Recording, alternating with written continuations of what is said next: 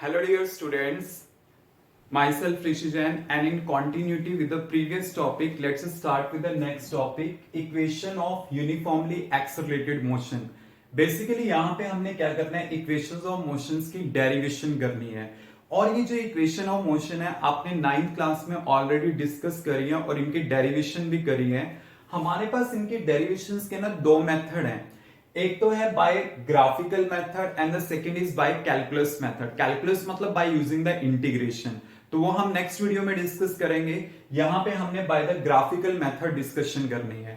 तो bye the graphical method में discussion में हमने बेसिकली यहां पे तीन इक्वेशंस की डेरिवेशन करनी है। v equal to u plus a t, second है s equal to u t plus half a t square, third है हमारे पास v square minus u square equal to 2as। आपने इन इक्वेशन की derivation करनी है। फर्स्ट जो है मेरे पास, इसे हम बोलते हैं वेलोसिटी टाइम रिलेशन। सेकंड जो है इसे हम बोलते हैं डिस्प्लेसमेंट टाइम रिलेशन। मतलब ये हमारे पास है डिस्प्लेसमेंट टाइम रिलेशन, एंड जो ये लास्ट है इसे हम बोलते हैं वेलोसिटी डिस्प्लेसमेंट रिलेशन। अब देखिए स्टूडेंट, हमने वन बाय वन हर एक की डेरिवेशन करनी है। मैंने इन इक्वेशंस के नाम आपको इसलिए बताए हैं कि कई बार ना ये हमारे एग्जाम में डायरेक्ट इक्वेशन नहीं दी होती। ये बोलता है drive the velocity displacement relation, drive the velocity time relation, drive the displacement time relation. तो आपको पता होनी चाहिए कौन सी इक्वेशन क्या होती है। u आपके पास है initial velocity, v final velocity, a acceleration है, t टाइम है, s क्या है डिस्प्लेसमेंट। तो देखिए हम इनकी डेरिवेशन कैसे करेंगे वन बाय वन। तो let's start with the first derivation.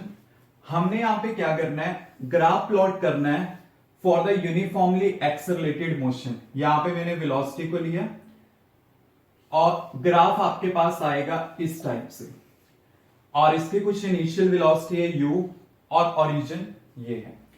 अब देखिए मैंने क्या करना है, यहां पे ये इनिशियल है और एट एनी टाइम t मैं क्या ले रहा हूं, यहां पे वेलोसिटी v ले रहा हूं। क्लियर। अब इसको मैं मान लेता हूं o a b c d। मतलब ये जो पॉइंट है बेसिकली वे मैंने कंसीडर कर लिए a b c d।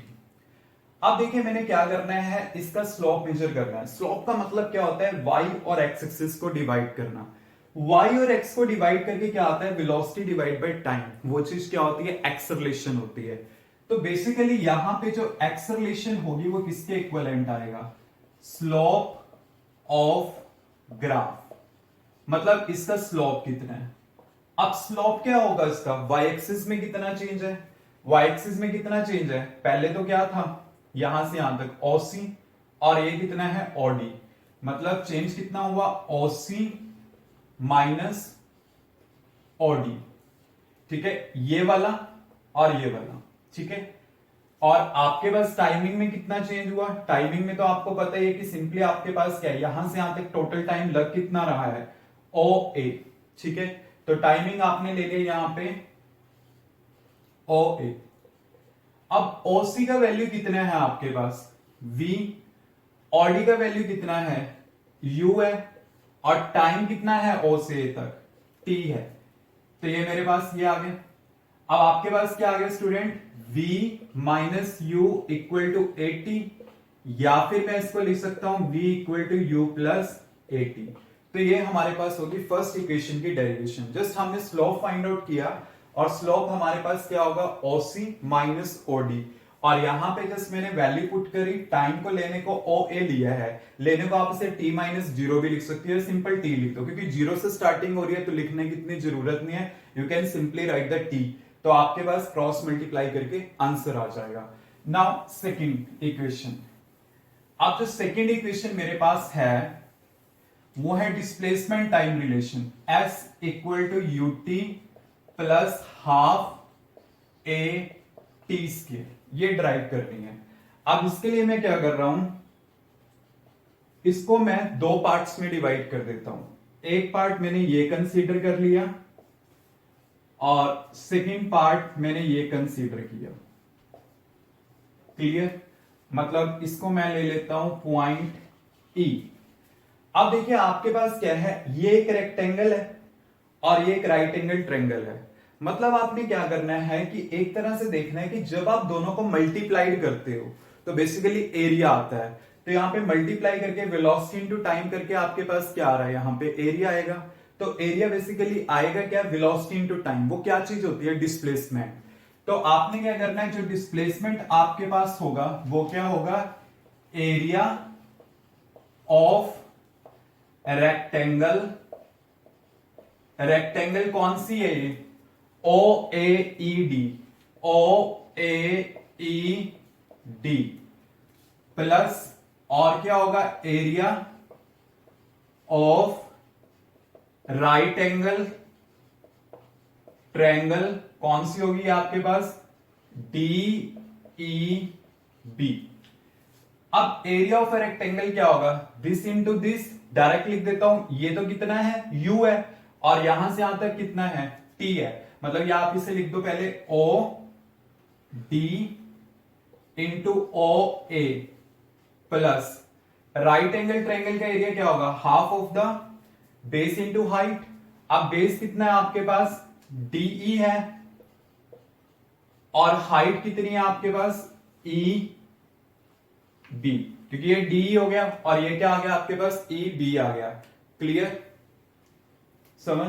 क्योंकि आपके पास क्या होगा, half D E into E B, ये आपके पास ये आ गया। ठीक है, ये आपको पता है, ये इक्वेशन नंबर 2 है जो हम ड्राइव कर रहे हैं। क्लियर? इसमें ध्यान मत देना, ये तो सिंपली सी चीज है कि ये 2 इक्वेशन है, इसको चेंज करना इतना मैटर नहीं करता। तो आपके पास क्या है, O D into O A plus half of D E into A B, आपके पास ये आ गया। अब ओडी का वैल्यू आपके पास कितना है, u, ओ ए कितना है, t प्लस हाफ, डीई कितना है आपके पास, t, और eb का वैल्यू कितना है, ये वाला, ये इसके पैरेलल है, तो ये कितना होगा, दिस माइनस दिस, मतलब ये कितना होगा, v माइनस यू। तो मैंने यहां लिख दिया v माइनस यू। अब स्टूडेंट फर्स्ट इक्वेशन से आपको पता है v माइनस यू क्या होता है, at होता है। तो s कितना आ गया आपके पास, ut plus half t, v minus you क्या होगा, a t। तो ये कितना आ गया, ut plus half a t square. तो ये डिस्प्लेसमेंट आ गई। जस्ट मैंने इसका वैल्यू पुट किया यहां पे और मेरे पास ये इक्वेशन क्या हो गया, ड्राइव हो गया। ये काफी बार एग्जाम्स में डेरिवेशंस के लिए आई हुई है। Now student equation number 3। अब हमने इक्वेशन नंबर 3 ड्राइव करनी है। थर्ड इक्वेशन मेरे पास है v square minus u square equal to 2as, means velocity displacement relation. अब इसमें देखिए वही काम हमने करना है, एरिया फाइंड आउट करना है। Area basically this into this, velocity into time क्या होता है, डिस्प्लेसमेंट। यहां पे मैं क्या करूंगा, एरिया ही फाइंड आउट करूंगा। मतलब एरिया यहां पे किसका होगा, ये जो टोटल मेरे पास है ट्रेपीजियम, एरिया ऑफ ट्रेपीजियम कौन सा होगा, ओ ए बी डी ओ। मतलब ये टोटल मेरे पास क्या होगा, ट्रेपीजियम होगा। अब देखिए एरिया ऑफ अ ट्रेपीजियम क्या होता है आपके पास, अगर मैंने एरिया ऑफ अ ट्रेपीजियम निकालना होता है तो क्या होता है, हाफ इंटू क्या होता है, कि मैंने ये देखना है कि मेरे पास क्या है, दोनों के बीच में डिस्टेंस कितना है, डिस्टेंस तो टोटल कितना है, ओ ए,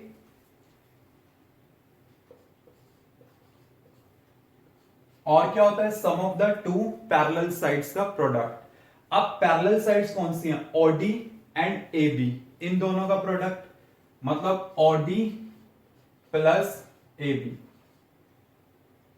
ए बी। अब देखिए यहां पे ओ ए का वैल्यू तो कितना है, टी है, ओडी का वैल्यू कितना है, यू है, और ए बी का वैल्यू कितना है हमारे पास, वी है। ये मैंने ले लिया, क्योंकि देखिए आपके पास सिंपल सा होता है, क्या होता है, half into distance between the two parallel sides multiply by क्या होगा the sum of the two parallel sides. दो पैरेलल साइड्स यही हैं, इन दोनों का सम मैंने ले लिया तो u प्लस वी आ गया, यहाँ पे t आ गया. अब देखिए अकॉर्डिंग टू द आंसर मुझे इसमें t नहीं चाहिए, यहाँ पे t नहीं है, बट आपको पता है कि v minus u equal to क्या होता है 80, तो t क्या होगा v minus u divide by a. तो यहां पे पुट कर दूंगा तो s क्या आ जाएगा half into v minus u divide by a u plus v. अब आप देखिए यहां पे v माइनस यू है, यहां पे v प्लस यू है, तो ये क्या होता है a plus B A minus B, तो वो क्या होगा a square minus B square. तो आपके पास क्या आ जाएगा ये v square minus u square divide by 2as. अब इसको क्रॉस मल्टीप्लाई कर देंगे तो क्या आ जाएगा v square minus u square equal to 2as. तो आपके पास ये आ गया. तो स्टूडेंट यहाँ पे डेरिवेशन से ही आएगा, मतलब एक में आपने इसको दो पार्ट्स में डिवाइड किया, एक में आपने क्या किया टोटल का एरिया ले लिया.